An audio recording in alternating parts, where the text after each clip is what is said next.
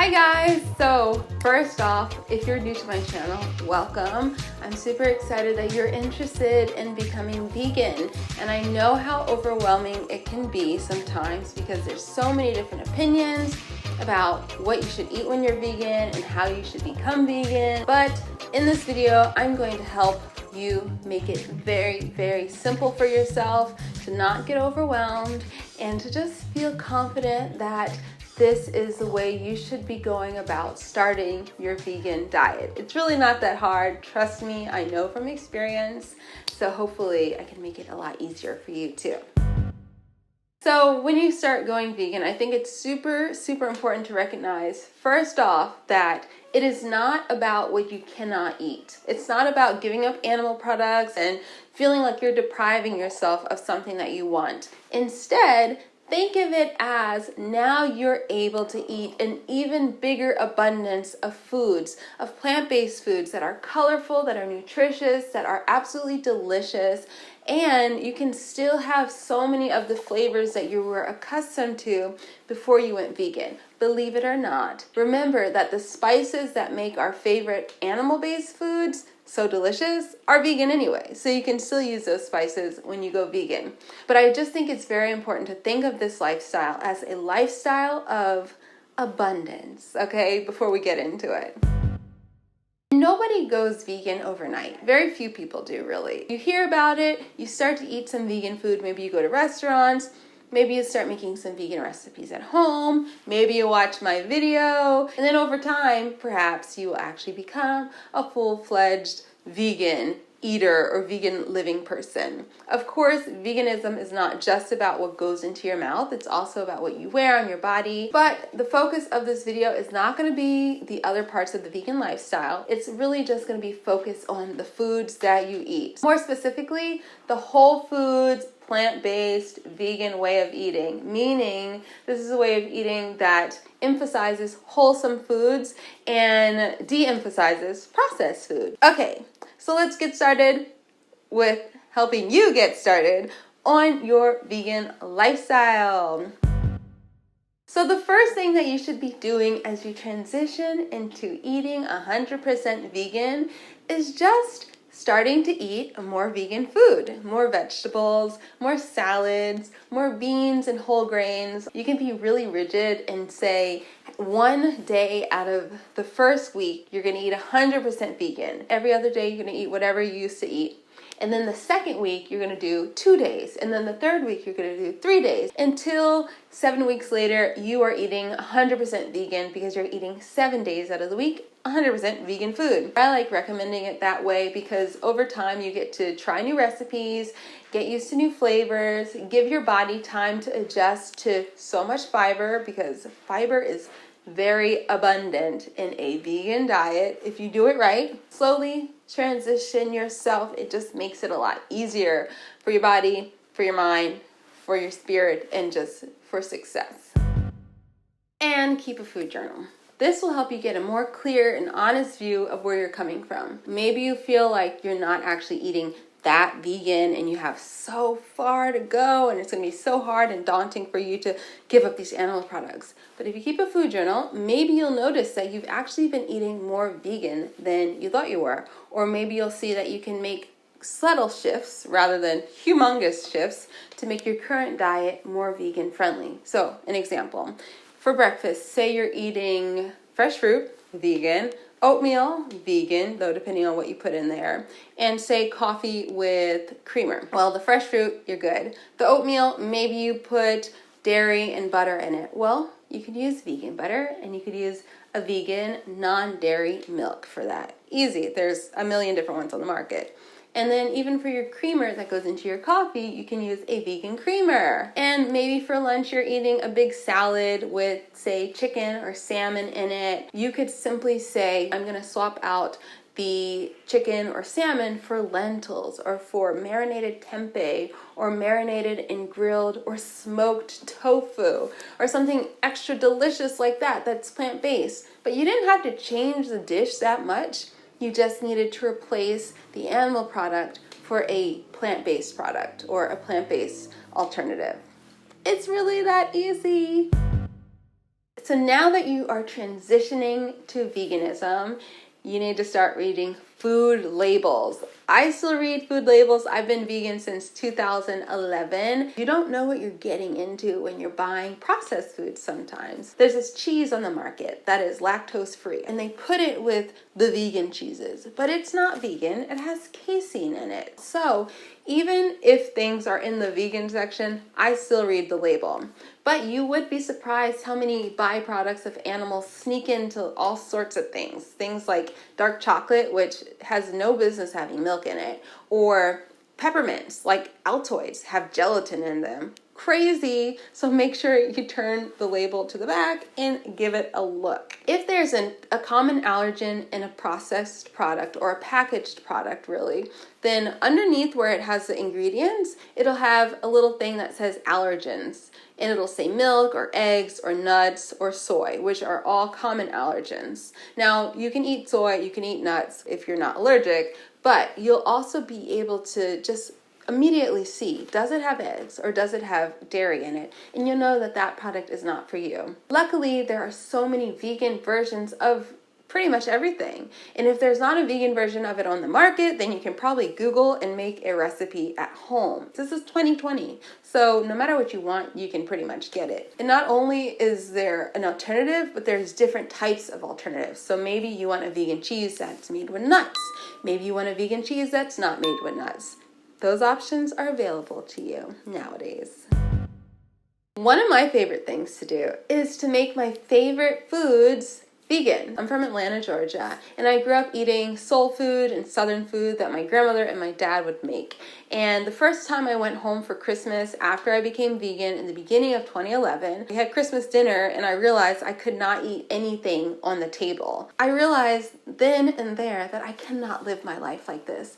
I cannot not eat my grandmother's food and my favorite food. So I started turning all of my homey, traditional, soul food favorite dishes that I grew up eating, I started turning them all vegan. I even wrote a full cookbook with all the recipes that I created after I became vegan so that I could still satisfy myself and so that my family and I could still share these amazing foods. I'm from Georgia. If I could do it with my favorite soul food foods, then you can do it too. No matter what type of culture you come from or whatever tradition you have around food, you can make those recipes still by replacing the animal products. Because remember, the spices and the food preparation that gives those favorite foods so much flavor, those are all plant-based. Or if it's a food preparation like smoking, you can do the same thing with a vegetable as well, or a mushroom. And if you don't want to make a recipe on your own, that's totally fine. Just Google the vegan version to whatever you're thinking about. You will find it. Meal prepping is a life changer. Basically, this means that you'll take a day or an afternoon or a couple hours out of your week to just meal prep for the coming days. You prepare a wide variety of meals in one cooking session that you can eat for days to follow. So you can meal prep for your breakfast, lunch, and dinner, or you can just meal prep dinners, or you can meal prep just simple basics like whole grains and beans and salad dressings and wash your vegetables. But I highly, highly recommend meal prepping at least once a week. For me, it is absolutely crucial. I'm a new mom, I'm a working mom, so I don't have that much time, believe it or not, to cook for us and our family. So meal prepping makes a world of difference. And because I think meal prepping is so important, I like to share meal prep guides every week in my newsletter. So you can sign up for that down below. They're free. I also, about once a month or sometimes every 2 months, I'll do a meal prep video here on YouTube showing you how you can easily meal prep and just hopefully taking the mystique and the intimidation out of meal prepping. And then also I show you how you can mix and match things so you don't feel like you're eating the same thing every single day. So check that out down below. I'll link to the meal prep guide, sign up for my newsletter, and also to the videos that I have here on YouTube. Unfortunately, if you're coming from a standard American diet and you're not used to eating a lot of fiber and plant-based foods, then you might you might need to expect a little discomfort and gas and bloating from your newfound healthy vegan diet. Now, that's totally normal, and the only reason you're experiencing any discomfort is because you're not used to those foods, and specifically the fiber.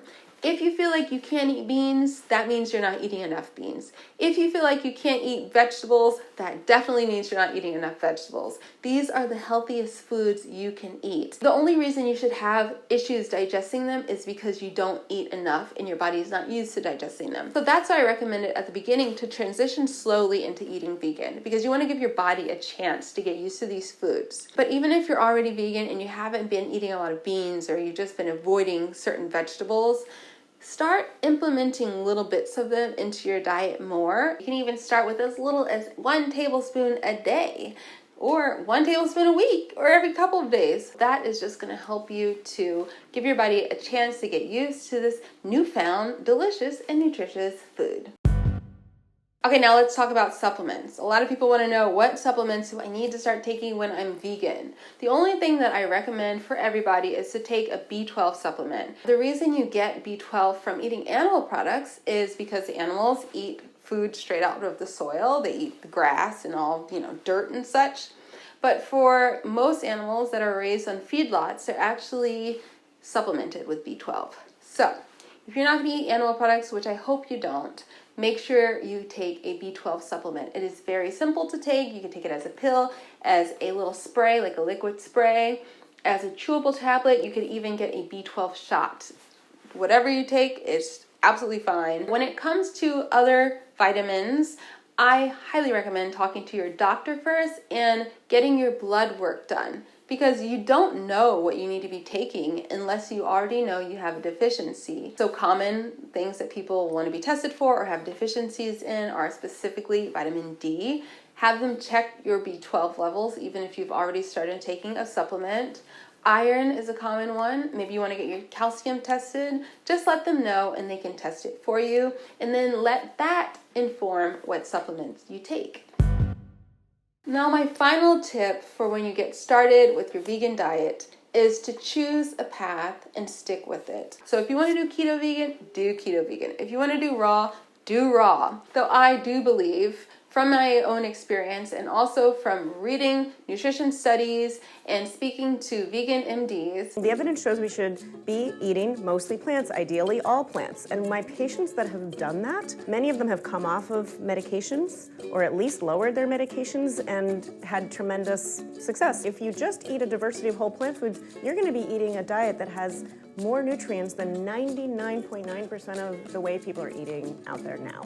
That the best, healthiest way to be vegan is to eat a whole food vegan diet. It's really that when you let a lot of voices in your head, you get confused. You're just starting out right now. You can go down a different path later. Stick with one for now. Get comfortable with it. Feel good with it. And then if you want to make an adjustment later. For now, stick with one thing. I promise you, it will make it all a lot easier.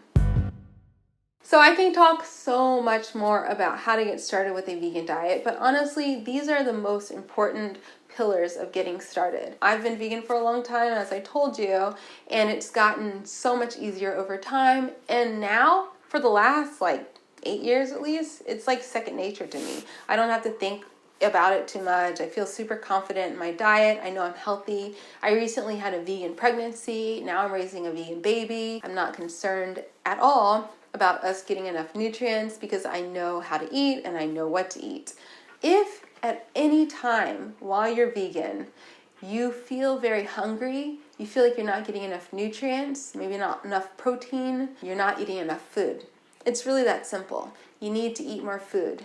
Plant-based foods are definitely lower in calories than animal-based foods, and especially than processed animal foods and processed foods. So if you need to eat more food, eat more food. You don't need to worry about calories. You don't need to worry about, am I eating too much? Especially if you're eating abundance of plants. You're not going to get fat. You're not going to eat too much because you're eating so much fiber. Trust me, your body will let you know when it's had enough. So don't worry about, getting caught up in, is this too much food, too much volume? Eat as much as you need to eat to feel full and nourished and happy and satiated. Okay?